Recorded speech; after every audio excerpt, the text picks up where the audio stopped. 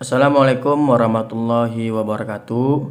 Perkenalkan, nama saya Ade Ansori, NIM 1208021207, kelas 4B Agroteknologi dari Fakultas Pertanian dan Peternakan Universitas Islam Negeri Sultan Syarif Kasim Riau. Di sini saya akan menjelaskan bagaimana pencemar lingkungan terhadap pestisida. Sebelum kita masuk pencemar lingkungan terhadap pestisida, kita mengenali pestisidanya dulu. Pertama, pengertian pestisida. Pes itu hama, sida itu pembunuh. Zat atau substansi kimia untuk membunuh atau mengendalikan hama. Hamanya seperti serangga, pungi, bakteri, virus, tumbuhan, dan gulma, dan lain-lain. Selanjutnya, pestisida sudah lama digunakan dari tahun 1200 sebelum Masehi, itu kapur dan abu kayu sebagai pembasmi hama gudang. Dan selanjutnya, baik, di sini kita lihat kelompok pestisida utama. Kelompoknya itu insektisida, herbisida, fungisida, rodentisida, fumigan. Contohnya itu Partion kepada insektisida, herbisidanya paraquat, fungisidanya Flamida, yang rodentisidanya itu strychnine, yang fumigannya itu chlorofigrin. Pengertiannya sudah tertera. Selanjutnya, peranan pestisida itu perlindungan tanaman. Perlindungan tanaman kita, bagaimana kita merawat tanaman dan memberikan pestisida yang tidak berlebihan, memenuhi takaran dosisnya. Selanjutnya, pengawetan kayu atau hasil hutan. Selanjutnya, pengendalian vektor penyakit dan pengendalian rayap dan lain-lain. Penggunaan pestisida pertanian, yaitu penggunaan pestisida di bidang pertanian, pengolahan tanaman, meningkatkan sejak program intensifikasi pertanian dicanangkan oleh pemerintah pada tahun 1970-an. Bahkan sebagai besar petani sudah tergantung pada pestisida tersebut. Mereka beranggapan bahwa pestisida itu penyelamat bagi tanaman mereka dari serangan hama yang telah menyerangi tanaman mereka. Selanjutnya, peranan pestisida itu ada peningkatan produk pangan, dampaknya dan pemenuhan kebutuhan pangan. Selanjutnya, kelebihan pestisida. Pestisida dapat kita aplikasikan secara mudah hampir di setiap waktu dan tempat. Pengendalian dengan pestisida hasilnya dapat dilihat dalam waktu singkat gitu. Selanjutnya, pestisida dapat diaplikasikan dalam areal yang luas dalam waktu yang tepat yang relatif tidak terlalu lama. Kita melakukannya itu seperti di pagi hari dan sore hari. Pestisida mudah diperoleh dan dapat dijumpai bahkan sampai di kios-kios pedesaan. Sekarang kita lihat banyak di pasaran kita menemukan pestisida, kepada petani pun juga tidak sulit untuk mencari pestisida tersebut. Selanjutnya, dampak negatif dari pestisida bisa kita lihat, keracunan dan kematian pada manusia bisa berdampak lebih tajam gitu. Ternak dan hewan peliharaan seperti satwa air, ikan, dan biota lainnya. Biota tanah pun tanaman, musuh alami OPT.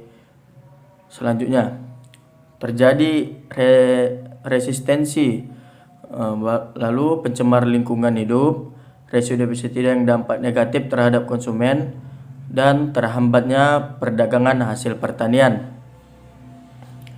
Komisi pestisida mengidentifikasi beberapa dampak yang mungkin timbul, itu keracunan pada pemakaian pekerja, itu petani, penjual pestisida, pekerja gudang pestisida. Selanjutnya, keracunan ternak dan hewan peliharaan itu langsung atau tak langsung gitu terkena hewan, karena banyak para petani sesudah memakai pestisida itu membuang saja gitu tempat pestisida. Jadi banyak ternak-ternak yang dibebaskan oleh para peternak gitu kan.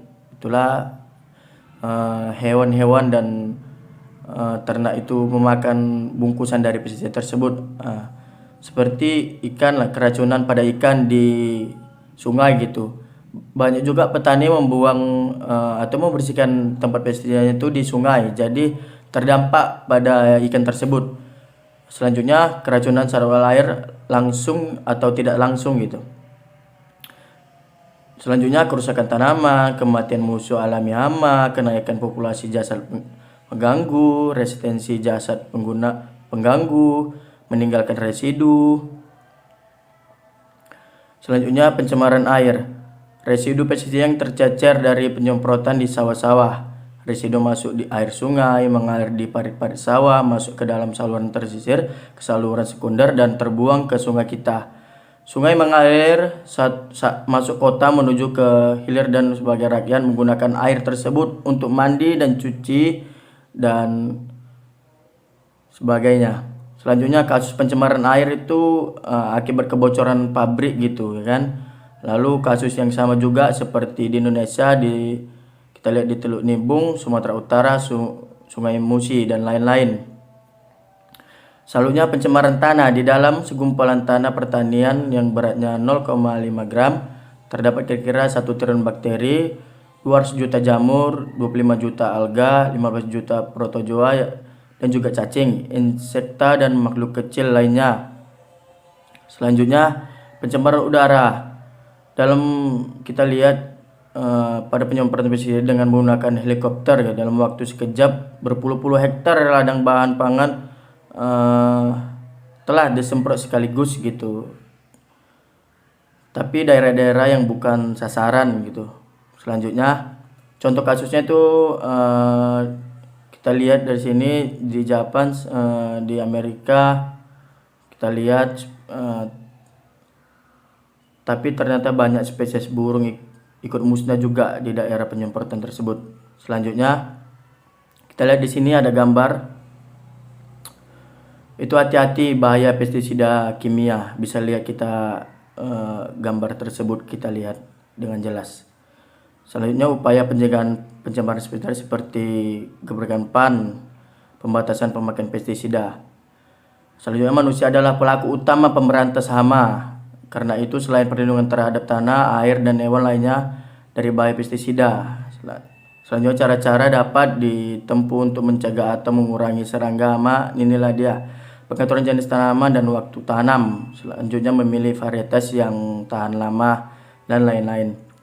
Tindakan pencegahan pencemaran bisa kita lihat, jangan terjadi salah merantas. Misalnya herbisida jangan digunakan untuk membasmi serangga gitu.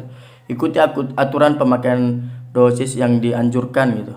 Selanjutnya petani tergantung pada pestisida itu melindungi tanaman dari hama, gulma, dan penyakit. Faktor yang berkontribusi kepada penggunaan yang tidak benar itu tingkat pengetahuan dan keahlian petani pada penggunaan pestisida sangat terbatas gitu. Penggunaan pestisida secara benar itu penggunaan pestisida harus dilakukan sesuai dengan peraturan yang telah berlaku oleh pemerintah.